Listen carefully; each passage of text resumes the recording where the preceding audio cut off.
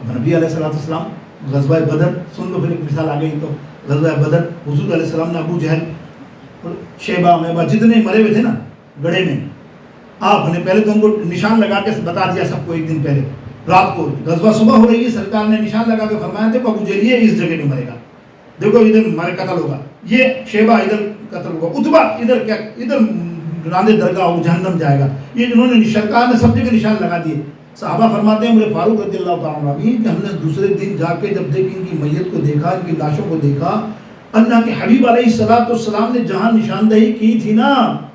وہیں کے وہیں ان کی لاشیں پڑی تھی، چھڑی سے نشان لگایا تھا۔ اللہ اکبر کہ بدر کے میدان میں کفار کی جائے ممات، بدر کے میدان میں کفار کی جائے ممات، جس جگہ تھا جس کو مرنا کہہ دیا تو ہو گیا، کہہ دیا تو ہو گیا، کہہ دیا تو آپ شام کو سرکار علیہ السلام ان کے گھڑے کے پاؤں پر کھڑے ہو کے ان سے گفتگو کر رہے ہیں، دیکھا جو گفتگو کی ان سے، ارے آگے نا اپنی اوقات پر، اپنے حالت پہ ایمان نہیں لائے تم، آگے مر کے مٹے جہنم میں گئے نا، تو عمر فاروق برابر میں کھڑے تھے، یا رسول اللہ صلی اللہ علیہ وسلم آپ بولنے سے باتیں کر رہے ہیں، مردے تو کچھ بول نہیں سکتے، نہ سن سکتے ہیں، نہ سمجھ سکتے ہیں، تو آپ دیکھیے اب دلیل سرکار علیہ السلام فرماتے ہیں تو عمر سمجھتا ہے کہ یہ مردے نہیں سن سکتے، یہ مردے اب تجھ سے بھی زیادہ سن سکتے ہیں، قبر میں جا کر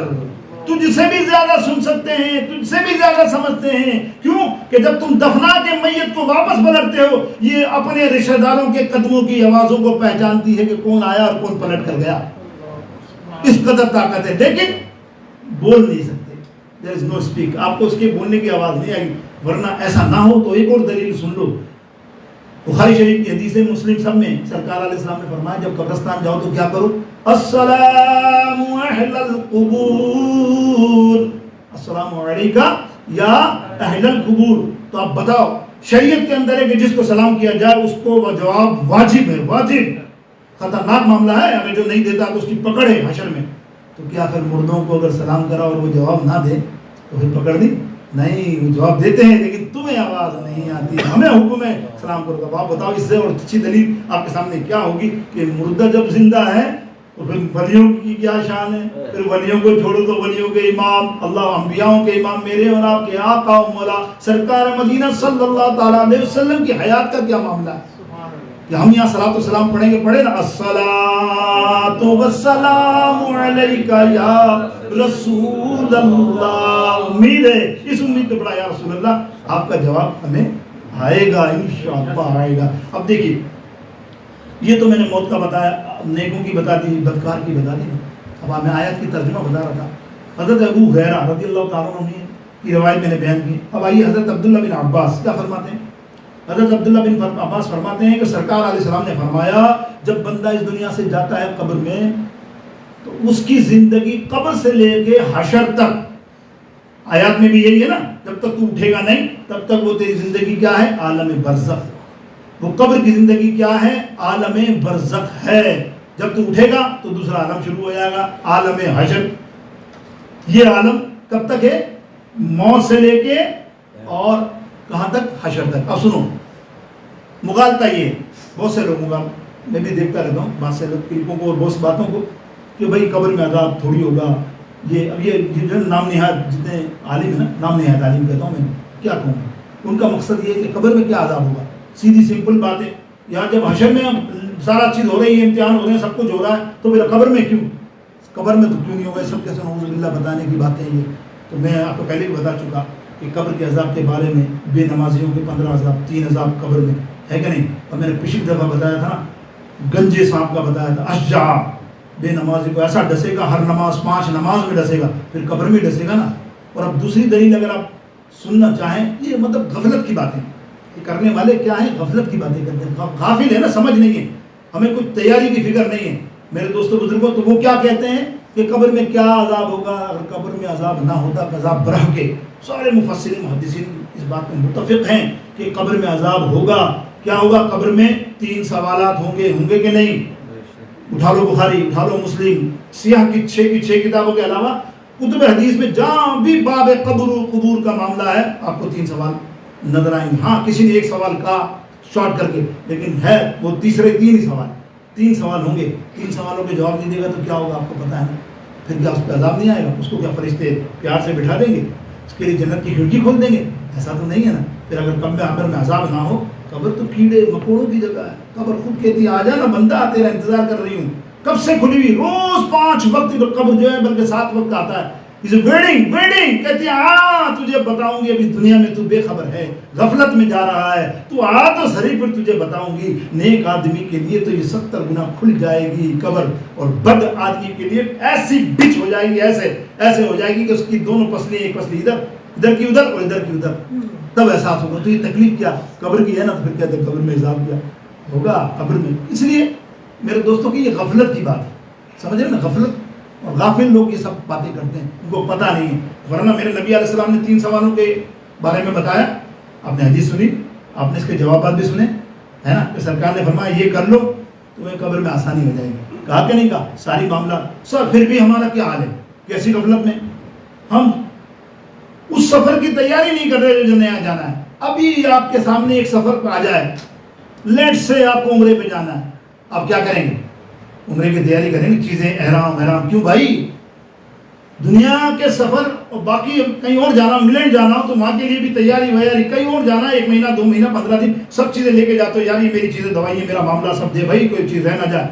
वहां की तैयारी कर लो। और ये जो बरज़ख का सफर होने वाला है कब्र का, इसकी तुम्हें फिक्र ही नहीं है ना? आए है कितनी गफलत है। अब दुनिया में देखो ना तुम लोग में, इल्ला माशाअल्लाह, ऐसा नहीं मैं सबको कह रहा हूँ, इल्ला माशाअल्लाह, अपने आप को सोचो यार मैं क्या कर रहा हूँ? सारा दिन भाग दौड़। कैसी भाग दौड़? Oh no, I will know time, वो जॉब, वो तुम नहीं पता बच्चे पाल रहा हूँ, बड़ा सवाब का काम है। बेशक सवाब का काम है, एक लिमिट तक है,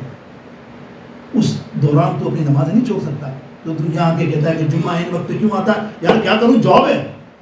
जॉब है, मैं इन वक्त ना हूँ तो क्या करूँ? जॉब छोड़ दूँ? जॉब छोड़ ना दूँ? अल्लाह ने सबील बनाई, उससे बोले 1 घंटे के पैसे मैं नहीं लूंगा, करना हिम्मत, करो हिम्मत, नहीं करेगा 1 घंटे के पैसे नहीं लूंगा, मैं जुम्मे के दिन जाऊंगा, वरना मैं ओवर टाइम कर लूंगा 1 घंटा आपका, उसके भी पैसे नहीं लूंगा, लेकिन ये 1 घंटा मुझे नमाज को दो। अगर आप फोर्स करोगे तो अल्लाह जानता है ना आपकी नीयत को आपने किया जिस हद तक किया।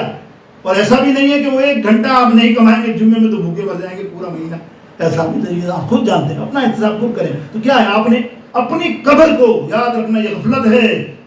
बेशक तुमने बच्चों को कमाने के लिए दिया, बच्चों को कितना कमा के दोगे, बैंक बैलेंस कर दिया, फिक्र ही फिक्र रात को, यार मेरी जब बात, मेरी बीवी का क्या होगा, मेरी माँ का क्या होगा, मेरी बहन का क्या होगा, मेरे बच्चों का क्या होगा, इसी फिक्र गफलत में रहते रहते मर गए। और जिस जगह जाना है उसकी तैयारी जीरो। खुदा गवाह है आपकी, मैं आप आज आप आंखें खोलो, आप सोचो कि तैयारी उसकी है। अभी भी तुम सोचोगे यार कुछ भी नहीं की मैंने, खुदा गवाह है नहीं की तैयारी। जब तुम नमाजें छोड़ देते हो यार इस दुनिया के चक्कर में, इस जॉब के माल कमाने के चक्कर में, तो फिर दावा करते हो यार असर में कैसे पढ़ूं, मैं तो जॉब में होता हूँ, मैं मगरिब कैसे पढ़ूं। और भाई दुनिया के लोग पढ़ते हैं, कितनी मिसालें दूं, हजारों मिसालें दूं, वो परवाह नहीं करते, मुसल्ला बिछाते हैं कोई भी जगह, अपनी 4 रकात नमाज पढ़ी, फर्ज अदा किया, आके बैठ गए, अल्लाह अकबर ऐसे देखे मेरे दीनदार, वो परवाह नहीं करते। निकाल देगा ना, निकाल दे भाई, वो अल्लाह की मर्जी, मैंने अल्लाह का हुक्म अपनाया।